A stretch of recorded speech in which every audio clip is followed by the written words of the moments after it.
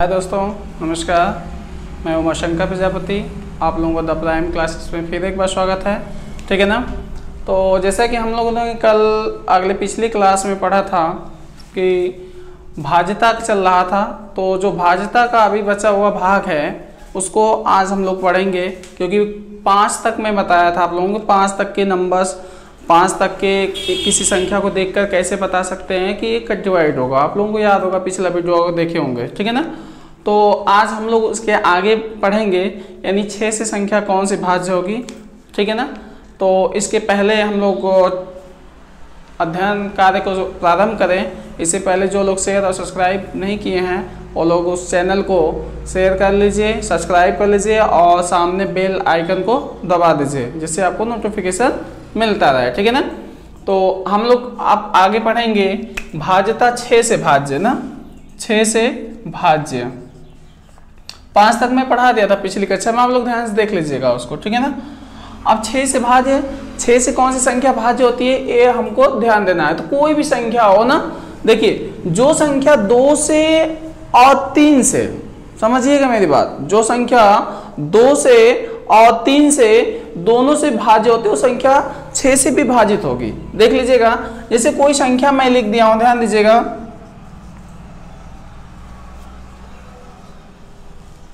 देखिए ये संख्या है, अगर इससे कहा जाए कि ये क्या 2 से 6 से कटेगा, तो आप क्या करेंगे, चेक करेंगे। मैं कहा था कि 2 और 3 दोनों से डिवाइड होना चाहिए, तभी वो संख्या 6 से कट सकती है। ठीक है ना। 2 और 3 से दोनों से, तो पहली संख्या थे आप देख रहे हैं लास्ट में विषम है या नहीं है ना। तो विषम है तो 2 से तो कटेगा नहीं, 2 से कटेगा नहीं, तो ये नहीं हो सकता। ठीक है ना। अगर यही थोड़ा सा अंक को परिवर्तित मैं कर दिया, ठीक है ना। अब देखो इसको मैं पूछ दिया गया कि क्या 6 से डिवाइड होगा, तो चेक करते हैं। लास्ट में सम संख्या है तो 2 से कट ही जाएगा। ठीक है ना। और देखिए 3 से कटता कि नहीं कटता, तो जोड़ने के लिए मैं बताया था नियम, कोई भी संख्या है उसके सभी अंकों का योग यदि 3 से भाज्य होता तो संख्या विभाजित होगी, ये चीज देखना है। तो यहाँ जोड़ेंगे 4 3 7, 7 3 10, 10 2 12 है, 12 3 से कटता है कि नहीं कटता है, कटता है, यानी 2 से भी कट गया और 3 से भी कट गया, इसका मतलब ये संख्या 6 से कटेगा। समझ गए बात ना, क्या हो गया। 6 से भाज्य के नियम यही है, जो संख्या 2 से भी कटे और 3 से भी कटे तो संख्या 6 से कटेगा। जैसा कि पिछले वीडियो में आप लोगों को बताया था कि 2 से कौन संख्या कटती है और 3 से कौन सी कटती है। जो लोग नहीं देखेंगे आप पीछे जाके देख लेंगे। ठीक है ना। अब आते हैं इसके बाद 7 से भाज्य। क्या भाई, 7 से भाज्य कौन संख्या 7 से भाज्य होती है, इसके बारे में हम लोग डिस्कस करेंगे। देखिए 7 से भाज्य की बात है तो 7 से भाज्य के 2 नियम हैं। पहला समझिए, बहुत इजी तरीका है, जब कोई 3 अंकों की संख्या हो 2 बार पुनरावृत्ति हो।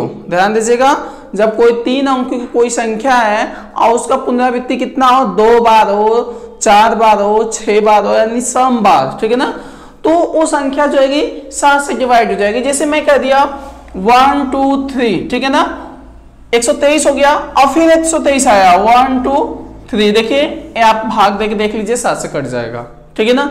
चाहे कोई भी संख्या ले लीजिए, 105 105, भाई सीधी सी बात है ना कि 3 अंक की एक संख्या है 105 105, यानी 2 बार पुनरावृत्ति हुआ ना, ये संख्या जो है 7 से कट जाएगी। आप लोग भाग देके देख सकते हैं। कोई भी संख्या आप अपने मन से यूज कर लीजिएगा, नहीं कि सर जी कुछ याद करके आए होंगे, घर से रट के आए होंगे और बता दे रहे हैं आपको खटाखट। आप अपने मन से कोई संख्या उठा लीजिए, लेकिन ध्यान रखना चाहिए कि उससे वही संख्या सेम टू सेम रिपीट होना चाहिए। जैसे मैं कह दिया 100, ठीक है ना, 7 से भाग तो कट जाएगा आपका। ठीक है ना।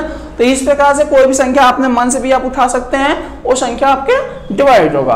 और दूसरा का ये पहला नियम हो गया। अब दूसरा का नियम ये होता है कि कोई भी संख्या है उसके इकाई के मान में, ठीक है ना, इकाई का जो अंक है उसमें 2 से गुणा करके घटाने पर यदि जो संख्या बचेगा 7 से कट जाती है तो संख्या 7 से विभाजित होगी। एग्जाम्पल मैं देना चाहूंगा आप लोगों को। ठीक है ना। क्या भाई, एग्जाम्पल देना चाहूंगा। जैसे मैं मान लिया कि 882 में एक संख्या ले लिया, ठीक है ना, और मैं बोल दिया कि क्या 7 से डिवाइड होगा कि नहीं होगा। तो इसके लिए हम क्या करना होगा, मैं बता दें, इकाई के मान में 2 से गुणा करके मूल मान में से घटा देते हैं। जो बची हुई हमारे पास संख्या होती है, अगर 7 से डिवाइड होती है तो संख्या 7 से डिवाइड हो जाएगी। जैसे इसका इकाई का मान क्या भाई 2 है, तो हम कर देंगे 88 - 2, इसका दुगुना से गुणते 2 कर लेंगे तो हमारे पास कितना आ जाएगा 4। तो 88 में से मैं 4 घटाऊंगा तो कितना आ जाएगा भाई 84। और 84 क्या होता है 7 से कटता है कि नहीं कटता है, कट जाता है। 7 एकम 7, 7 दूना 14।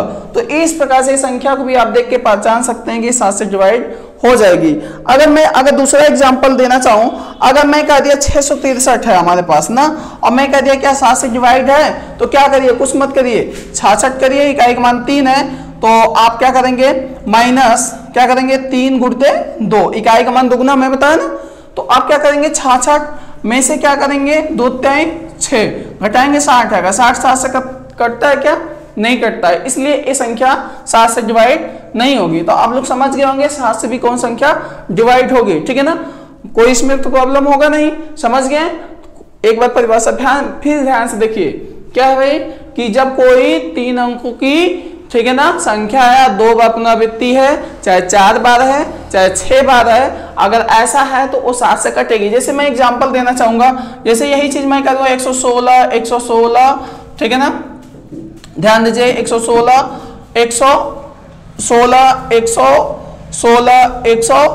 अब मैं बोल दिया कि 7 से कटेगा क्या तो देखिए कितनी बार है 1 2 3 4 बार है ना, तो ये कट जाएगा, 7 से भाग देके देख लीजिएगा आपका कट जाएगा। इस प्रकार संख्या है कि वो 7 से डिवाइड होगी। इसके बाद हमारा आता है कि अब कौन संख्या 8 से डिवाइड होगा, ठीक है ना, कौन संख्या 8 से डिवाइड होगा अर्थात 8 से भाज्य। 8 से भी संख्या भाज्य होती हैं जो इकाई दहाई और सैकड़ा से बनी संख्या होती है अंतिम। जैसे समझ लीजिएगा एग्जांपल से, जैसे मैं कह दिया हूं कि 4 8 6 2 5 9 8 4 8, मैं पूछ दिया कि क्या ये संख्या 8 से डिवाइड है, तो आप क्या आंसर देंगे, भाग देंगे तब? नहीं, भाग नहीं देना है। मैं कह रहा हूं कि इकाई दहाई सैकड़ा से बनी जो संख्या है अगर उसमें 8 से हम भाग दे रहे हैं, अगर वो डिवाइड हो जाती तो संख्या डिवाइड हो जाएगी। अर्थात दूसरी भाषा में कह सकते हैं किसी संख्या के अंतिम 3 अंकों से बनी संख्या को अगर 8 से भाग दे रहे हैं तो अगर वो कट जा रही है तो संख्या विभाजित होगी पूर्ण रूप से। जैसे अंतिम 3 अंक यही है ना 848, तो ये क्या करेगा 8 एकम 8 8 छके 48 कट गया ना, तो इसका मतलब पूरी संख्या 8 से कट जाएगी। समझ गए परिभाषा इसकी, अंतिम 3 अंक जो है अगर वो डिवाइड हो रहे हैं 8 से तो संख्या 8 से पूरी विभाजित, यानी यहां से यहां तक भाग देके आप लोग ट्रायल कर सकते हैं, ठीक है ना, एग्जाम्पल आपके हैं। इसके बाद अगला पॉइंट हमारे पास है 9 से भाज्य। आप बुक में से कोई भी क्वेश्चन निकाल के आप ट्राई कर सकते हैं, ठीक है ना। अब 9 से भाज्य के बारे में बात करें तो 9 का भाज्य का मतलब वही 3 वाला सेम टू सेम है, सिर्फ अंतर इतना है कि उसमें अंकों का योग करते थे तो 3 से भाग देते थे, क्योंकि वो 3 से भाज्य की बात कर रहे थे हम लोग। इसमें 9 से भाज्य की बात करेंगे। जैसे कोई संख्या है ना, कोई भी संख्या है उसके अंकों का योग करके उसमें 9 से भाग देंगे, अगर वो संख्या डिवाइड हो जाती है तो वो 9 से डिवाइड होगी। अर्थात देखेंगे जैसे मैं कह दिया,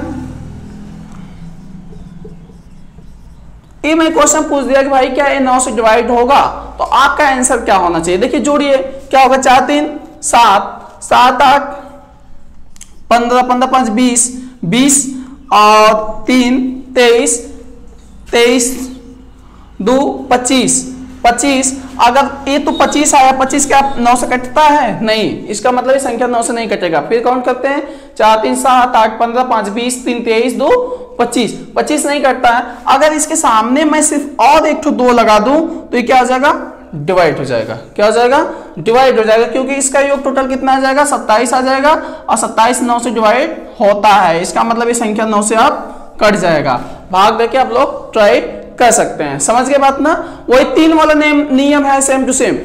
किसी भी संख्या के सभी अंकों का योग यदि 9 से भाज्य है तो संख्या 9 से विभाजित होगी, चाहे यहां से लेके यहां तक क्यों न संख्या हो, आपको जोड़ना है, बस कुछ करना नहीं है, ठीक है ना।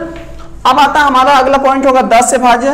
तो 10 से कौन सी भाज्य संख्या होती है आप लोग जानते हैं, ये तो बहुत इजी है, इसमें कोई नियम नहीं है। जिस संख्या के अंत में 0 होगा अर्थात 0 होगा वो संख्या क्या होगी, 10 से विभाजित होगी, ठीक है ना।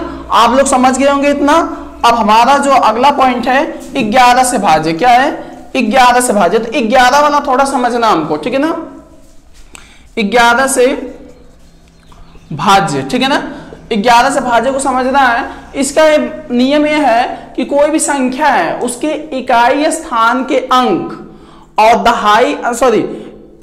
सम संख्याओं के स्थानों का अंक और विषम स्थानों के अंकों का योग का अंतर यदि 0 हो, चाहे 11 हो, चाहे 22 हो या 33 हो, तो संख्या 11 से डिवाइड होगी। बात समझिएगा, किसी भी संख्या के सम स्थानों के अंकों का योग तथा विषम स्थानों के अंकों का योग यदि का अंतर, ठीक है ना, का अंतर यदि 0 हो या 11 हो या 22 हो या 33 हो, तो वो संख्या क्या करेगी, 11 से डिवाइड होगी। अर्थात कह सकते हैं दूसरी भाषा में, जैसे एग्जांपल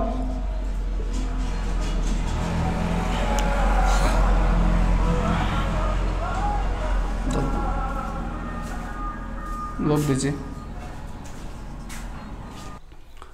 हाँ तो दोस्तों देखिए, मैं जैसे बताया था ना आप लोगों को, देखिए ये आपके क्या है, जैसे ये संख्या में दे दिया हूं, ध्यान दीजिएगा, इस संख्या में आपके सामने दे रखा हूं और इस संख्या को ध्यान से देखिएगा। जैसे मैं कह दिया क्या ये संख्या 11 से डिवाइड होगा या नहीं होगा ना, तो आपके लिए क्या शर्त बनती है। मैं कहा था जैसे 4 जो है क्या है, इकाई स्थान का है, यानी कौन सा स्थान है, विषम। 1 2 3 4 5 6 7 8 9 ऐसे आप लोग बोल सकते हैं ना। कौन सा कैसे इकाई है उसके लिए छोड़ दीजिएगा। जैसे जोड़ना क्या है, 1 3 वाला, 5 वाला, 7 वाला, 9 वाला एक में जोड़ना है, तो ऐसे आपको प्रॉब्लम होगा। इसलिए मैं आपको एक बेस बता दे रहा हूं, समझ लीजिए कैसे निकालना है ना। अब जोड़ेंगे, देखो 4 3 5 8 2 1 में जोड़ा जाएगा, ठीक है ना। क्या 4 3 5 8 2 1 में। अब बचा क्या, 3 2 2 4। अब काउंट करते हैं क्या होता है, तो हमारे पास हो जाएगा 4 + 3 + 5 + 8 + 2। अब पहली संख्या हो गई, और दूसरी की क्या हो गई भाई, 3 + 2 + 2 + 4। काउंट करते हैं, 4 3 7 5 12 8 20 2 22 यहाँ पे आ गया।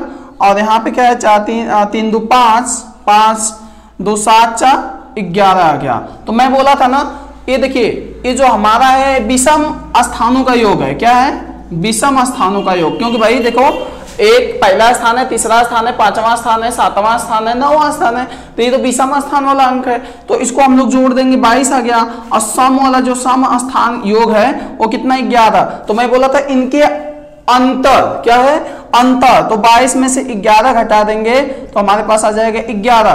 तो मैं क्या बोला था कि जब घटाने पर 0 आए या 11 आए, 22 आए, 33 आए, तो संख्या क्या होगी, 11 से डिवाइड होगी। अर्थात दूसरा का एग्जांपल समझिएगा। दूसरा एग्जांपल ये है आप लोगों के सामने कि मान लेते हैं, देखिए समझ लीजिएगा, 4 7 3 3 7 4। चलो ठीक है, इसके बारे में देखते हैं। देखिए क्या है, इसको जोड़ेंगे, 4 3 7 7 7 14, यानी 4 + 3 + 7 बराबर कितना हो गया, 14 हो गया। अब यहाँ पे देखो बच्चा मेरे पास क्या, 7 3 और 4, तो 7 3 10 4 14, तो इनका 14 में से 14 करेंगे तो क्या आ गया, 0। अर्थात ए भी संख्या क्या करेगी, 11 से डिवाइड हो जाएगी। क्या होगा, 11 से डिवाइड होगा। मैं बताया था ना कि 0 आना चाहिए या 11 22 33 जो क्रम है इसका वही आना चाहिए। तो ऐसे में 11 के नियम आप लोग समझ गए होंगे। थोड़ा समझना है, कुछ करना नहीं है। सम स्थानों के अंकों का योग और विषम स्थानों के अंकों का योग का अंतर या 0 हो या फिर 11 22 33 44 55 66 etc, ठीक है ना। तो ये आप लोगों की भाज्यता की जांच समाप्त हुआ। लेकिन अभी मैं जैसे कहा था ना कि आप लोगों को अगली क्लास में कि आप लोग सिर्फ मैं 11 तक बताऊंगा और इस 11 के बाद आप खुद निकाल सकते हैं कि कौन सी संख्या किससे डिवाइड होगी। जैसे मैं आपसे क्वेश्चन पूछ दिया, ठीक है ना,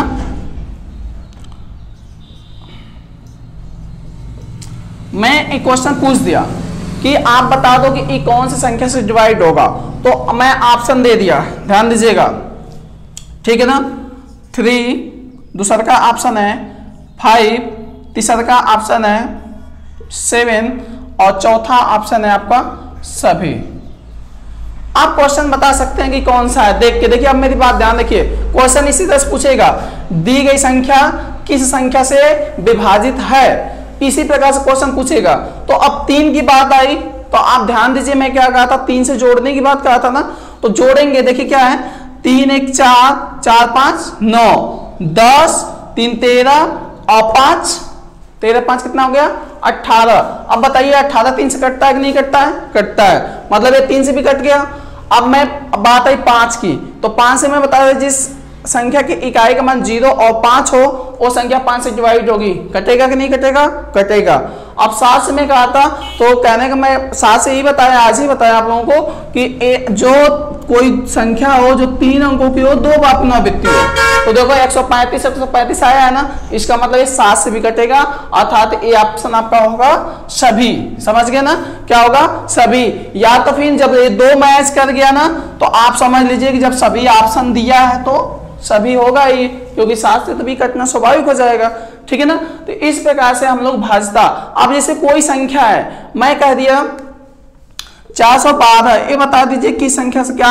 अब मैं क्वेश्चन पूछ दिया कि भैया बता दो कि ये क्या 8 से कटेगा, तो 8 के भी नियम है, अगर आप भूल गए हैं तो आप 8 के भी नियम याद रखो। क्यों, क्योंकि 8 का मतलब हो गया 8 4 गुणते 2 होता है ना, यानी जो संख्या 4 से भी कटे और 2 से भी कटे वो संख्या 8 से कटेगी ना। देखिए इसमें देखिए 4 से कटेगा ना, अंतिम 2 चाहते हैं 12 कट जाएगा।